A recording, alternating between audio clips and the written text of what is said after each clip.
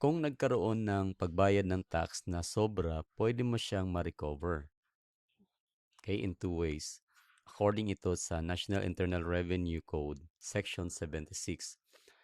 First option, no, first option mo to recover is pwede mo siyang i-carry over. Let's say, in this current tax return, sobra yung nabayad mo kasi sobra-sobra yung tax credit. Pwede mo yang, mayroon kang option doon na pwede mo siyang i-carry over to the next taxable period para panggamit mo bilang pambayad sa bagong taxes. Dito naman sa letter B, yung ikalawa is pwede kang mag-claim ng credit, yung TCC or refund. Iba itong klase na credit kasi ang ganito is manghingi ka ng tax credit certificate or yung tax credit certificate, pwede mo yung ma-convert into check na pwede mo ding panggamit na pambayad ng ibang taxes. Ang kaibahan lang dito sa carry excess credit, carry over is ito lang ay pwede mo lang magamit on the same taxes on the next period. Yung ikalawa naman, pag once na granted na itong refund or credit or mayroon ka ng TCC or tax credit certificate, pwede mo siyang magamit sa iba pang mga taxes mo na mayroon kang liability. Okay. Now, in the text, according to the Section 76, so ito yon. I just like to emphasize na dito sa rule na to, pag yung kinuha mo or yung sinelect mo na option is carry over, magiging irrevocable po yung option na yan. Ang ibig sabihin, hindi ka pwedeng magbago pag ganyan yung ginawa mo. Pero kung ikaw ay pumili ng tax refund, pwede itong ma-revoke. Ibig sabihin, pwede kang mag-file ng amendment at saka baguhin mo yung selection mo na instead na tax refund, ang pipiliin mo ay carry over. So, ganun yon. So, yan ang nakalagay dito sa ating National Internal Revenue Code. You can read that, pero I don't have to read that kasi yun na yung sinasabi ko ang ibig sabihin yan. Now, ito yung mga um, legal basis natin. Ang legal basis is 299 at ito yung explanation niya.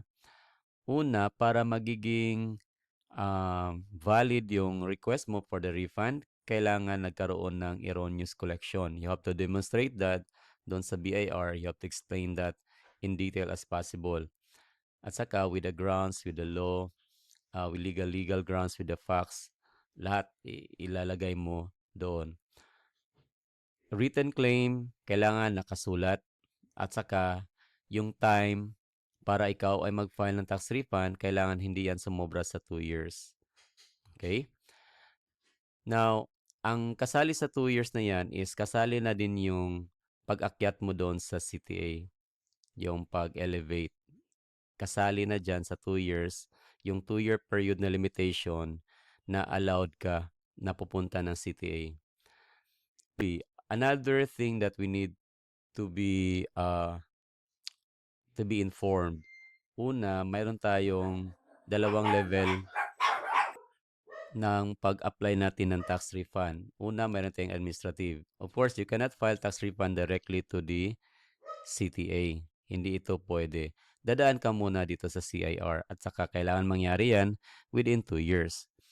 So, para magamit mo lahat, including yung pagpunta mo sa judicial level, kailangan mag-file ka ng earlier bago magtapos yung 2 years or earlier before the 2 years expiration.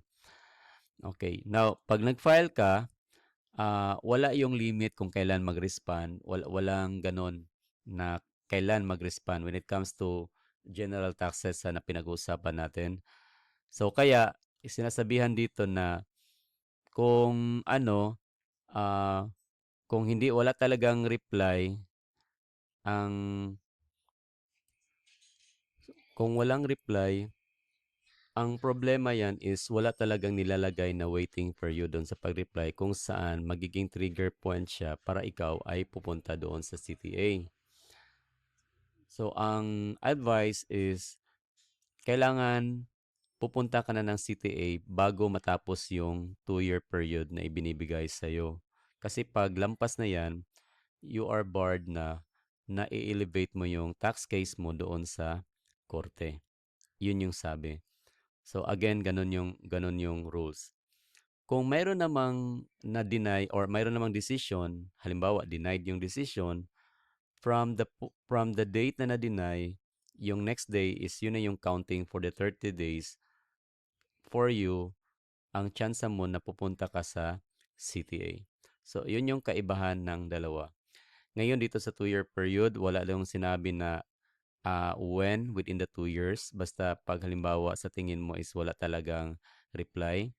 Or siguro, ideally, 30 days before mag-expire yung ano, pwede ka mag pwede ka mag-elevate. Pero walang gano'n na sinasabi ha. Sinasabi ko lang 'yan para mayroon ka pang enough na time na pwede kang pumunta sa CTA. Basta ang sinasabi lang dito sa batas, kailangan hindi ka or kailangan mong pumunta sa CTA bago matapos yung 2-year period. Now, mayroon tayong problema, paano ba tayo mag-count ng 2-year period? Kailan tayo magsisimula? Sa standard natin is ang simula natin is kung kailan nabayaran yung tax, the date the tax was paid. Ayun yung reckoning. Pagka next day na yan, after the date of payment, yun na yung 2 years na counting. Ito namang pag-installment naman, ang pinagbasihan is yung last na or final payment ng installment kung saan fully paid ka na doon sa tax na binabayaran mo. So pagka next day niyan, yun na yung counting for the 2 years. Dito naman sa withholding tax, ito kakaiba. Kasi ito yung kanyang counting is magsisimula pagkatapos mag-end yung taxable year kung saan nagfo-fall yung withholding tax. If we're talking about 2024 na mga withholding tax, ang kanyang end is December 31, 2024. So January 1, 2025, yun yung simula ng counting ng 2 years. Itong deposit, I don't have any idea actually dito kung ano ang ibig sabihin nito. Pero I think kung ikaw ay mayroong dinideposit na payment or let's say pending siya na payment na na hindi pa na-convert pero ang date daw sa counting ng 2 years para ma-recover mo yung deposit mo ay doon sa date ng conversion. Pero I cannot cite any case sa kung ano ang ibig sabihin nito. Seldom lang talaga. Kaya wala akong alam talaga pagdating dito na item. Now, sinasabi ko kanina na walang waiting period. Pero iba yung kaso pagdating sa input VAT sa zero-rated sales.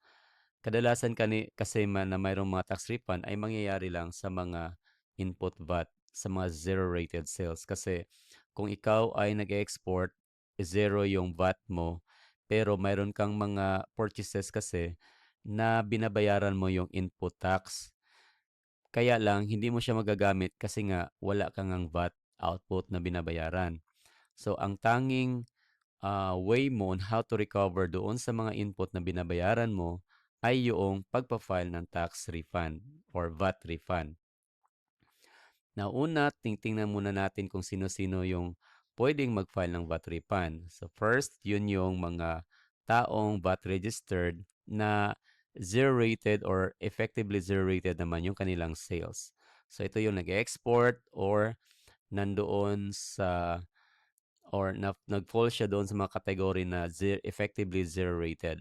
Ang detalye yan ay makikita mo yan doon sa discussion natin pagdating sa VAT. Number 2 naman ay eligible amount. Ang amount na eligible dito for the refund is only the input VAT. Yung input VAT na allocable doon or matitrace mo or ma-allocate mo doon sa zero-rated sales. Bakit kailangan ng allocation? Kasi una, mayroon kasing mga exporter na mayroon din silang mga local sales. Yung mga local sales na yan ay subject sa VAT. Yung export lang ang subject sa zero-rated. So, ibig sabihin, some of the purchases na mayroong input VAT ay nagagamit doon sa local. So, yung mga input VAT related doon sa mga purchases na nagagamit doon sa local ay hindi po yan pwedeng applyan mo ng tax refund. Yun lang mga input VAT na purchases na ginagamit mo doon sa zero-rated sales.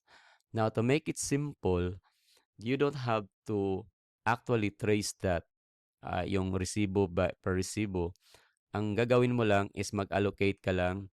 Halimbawa, gagamitin mo lang yung ganito, yung numerator mo, zero-rated sales, yung denominator mo is yung total sales. Lahat ng mga sales mo, it could be VAT exempt yan, or subject yan sa VAT, or zero-rated yan, ilagay mo yan lahat, or mayroon kang sales to the government. So, yung numerator mo lang is yung zero-rated para makuha mo yung allocation para sa input VAT na na na attributable lang doon sa zero-rated sales. So, ganun how simple is that. So, parang ganito lang, input VAT, tapos multiply mo ng zero-rated sales, tapos over mo total sales. Ayun. So, equals to, so ito na yung input VAT na matitrace mo doon sa zero-rated sales. Punta tayo dito sa venue for filing. Now, mayroong dalawang venue sa pagpa-file ng tax refund. Una, sa mga direct exporter, ang sinasabing direct exporter, yung naghatid talaga ng kanilang goods directly to the outside or outside the territory of the Philippines, directly to the foreign country territory. Ito yung doon sila magpa-file sa VCAD or VAT Credit Audit Division. Then others na considered as exporter pero hindi naman sila direct exporter. Example, kung ikaw ay supplier lang doon sa exporter, you are considered kasi as zero-rated. So, dito, magpa-file ka doon sa LTS lang or doon mismo sa iyong respective na RDO kung saan ka nabibilong. Okay? Ganun lang. Now, dito, prescriptive period. So, ganun pa rin, just like with the general taxes, meron ka ding 2 years. Pero yung counting ng 2 years ay magsisimula doon sa close of the taxable period. Halimbawa, if yung VAT mo ay para sa first quarter of the 2024, magsisimula yung 2 years mo sa April 1, 2024 para doon sa quarter 1 ng 2024. Iba naman yung counting pagdating sa quarter 2 ng 2024 and so on and so forth. Letter C, allocation of input VAT. Ayun, sinasabi ko na kanina kung paano yon. And, okay. Now, itong ikatatlo, ito yung sinasabi ko na mandatory processing period. Hindi katulad ng mga regular na taxes, pag ikaw ay nag-file, nire-require yung BIR na kailangan they have to take an action within the 90-day period. Kung hindi, makakasuhan sila or mayroon silang administrative na case. So, nire-require nila yan. So, kaya, kailangan nalabas talaga yung may denial ba or they agree with the filing. So, hindi na medyo matagal yung waiting mo. Unlike sa general taxes na pwede mong ubusin yung 2 years at bago mag-expire yung 2 years, kailangan pupunta ka doon sa CTA. So dito, hindi yan pwedeng mangyayari. So ganun ka rin kung magkaroon ng denial, ito yung remedy mo. Within 30 days, pupunta ka doon sa CTA. Okay? And ito yung paghalimbawa, again, pag walang ginagawa yung BIR within that 90-day period, magiging punishable siya under the section 269 of the tax code.